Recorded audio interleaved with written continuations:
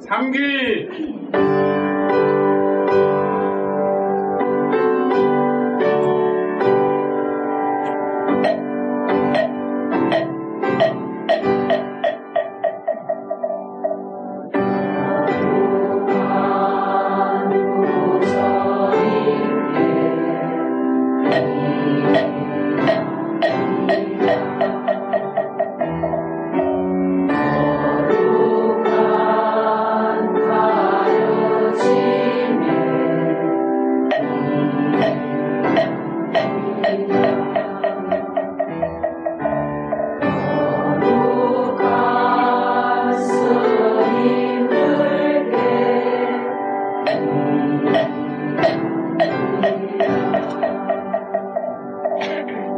반야심경 봉독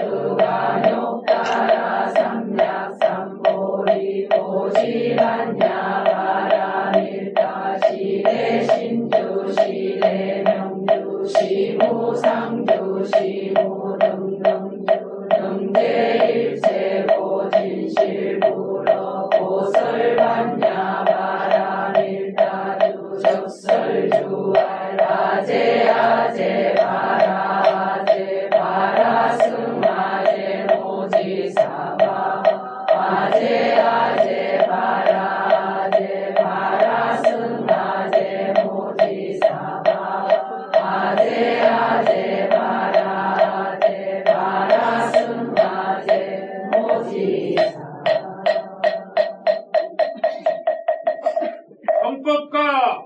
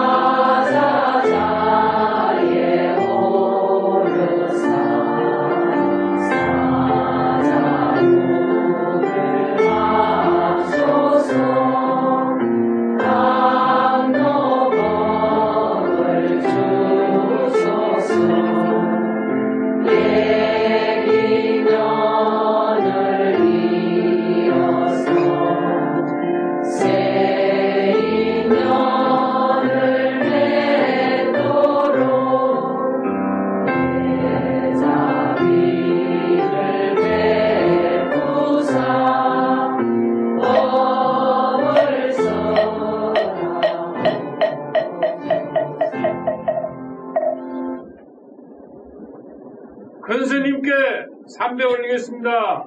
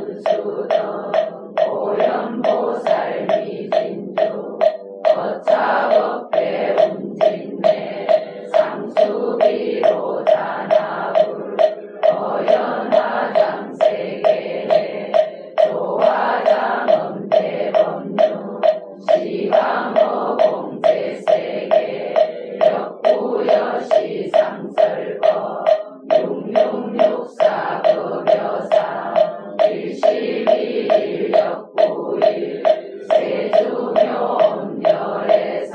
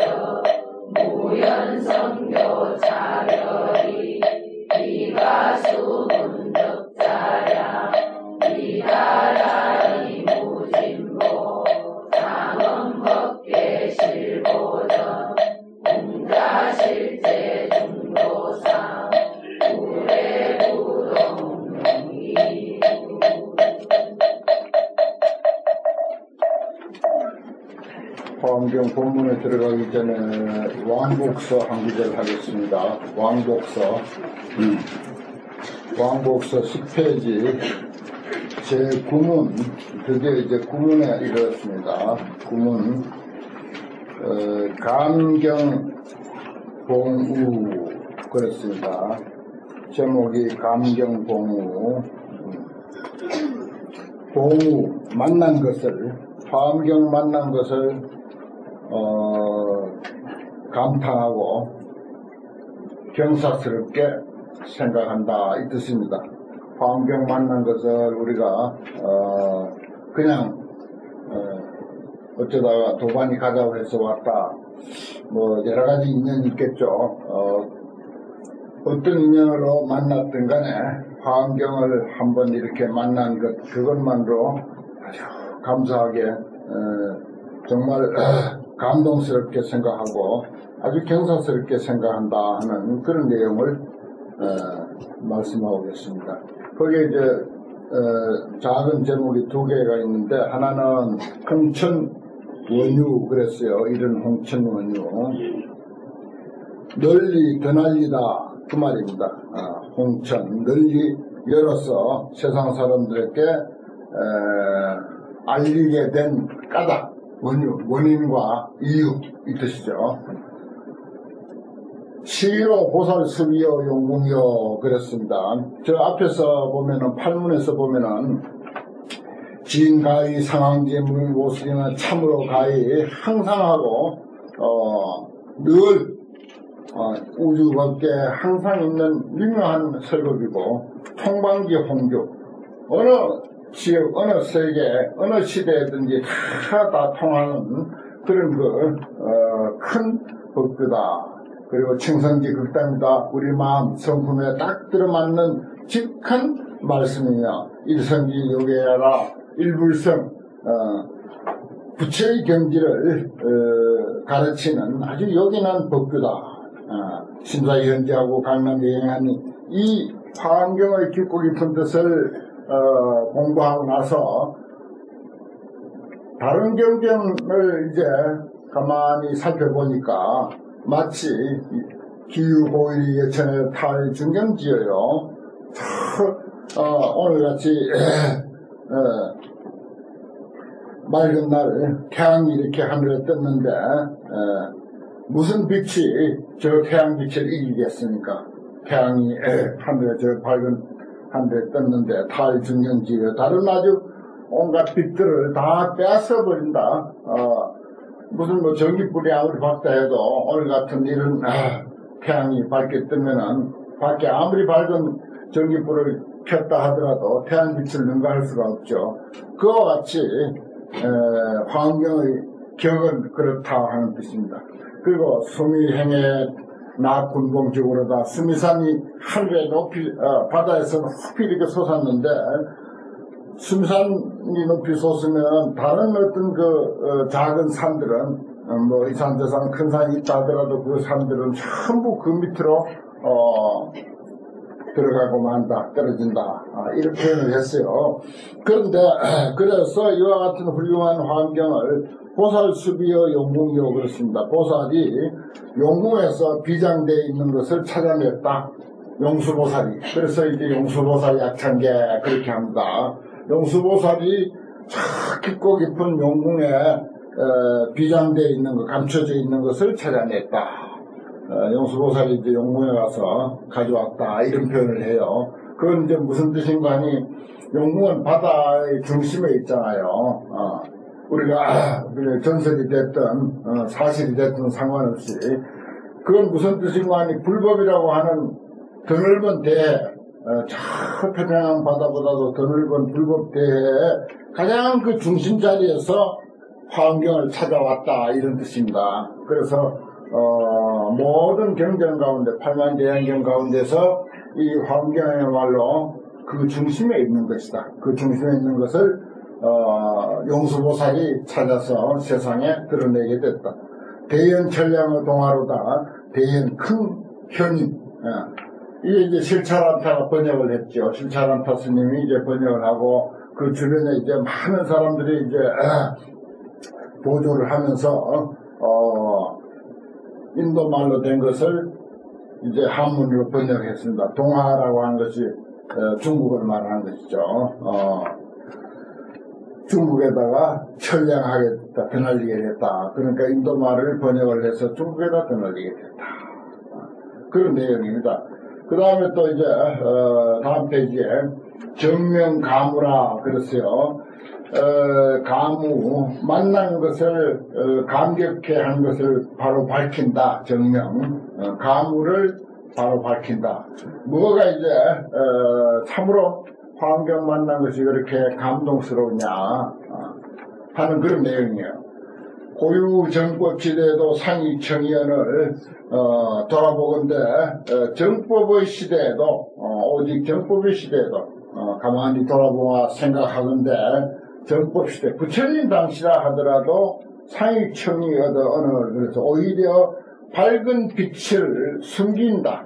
밝은 빛은 감춰지게 마련인데 행제라 참 다행스러워라. 상계이시에 상법과 계법 시대. 그래 이제 불법이 이제 부처님 당시 때를 정법 시대라고 그래요.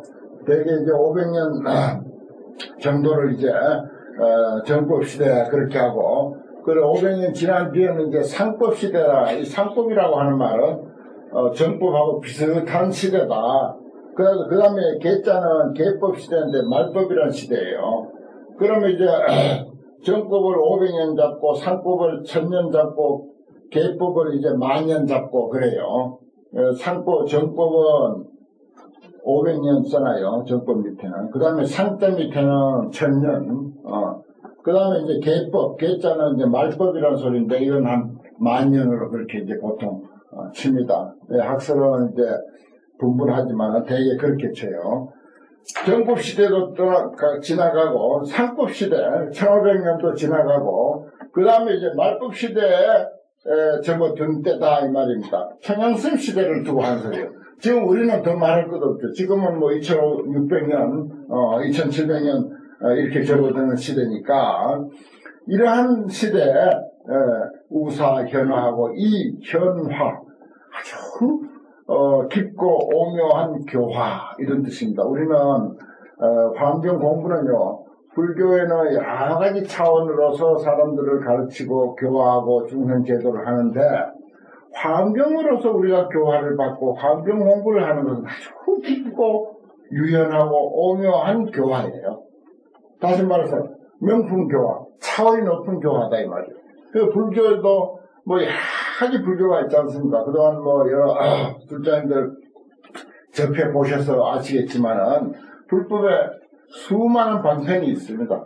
그 교화의 차원도 여러 단계예요. 예를 들어서 뭐 유치원생을 상대로 하는 불교가 있는가 하면 초등학생을 상대로 하는 불교가 있고 중학생을 상대로 하는 불교, 고등학생을 상대로 하는 불교, 큰 차원의 불교가 있지 않습니까?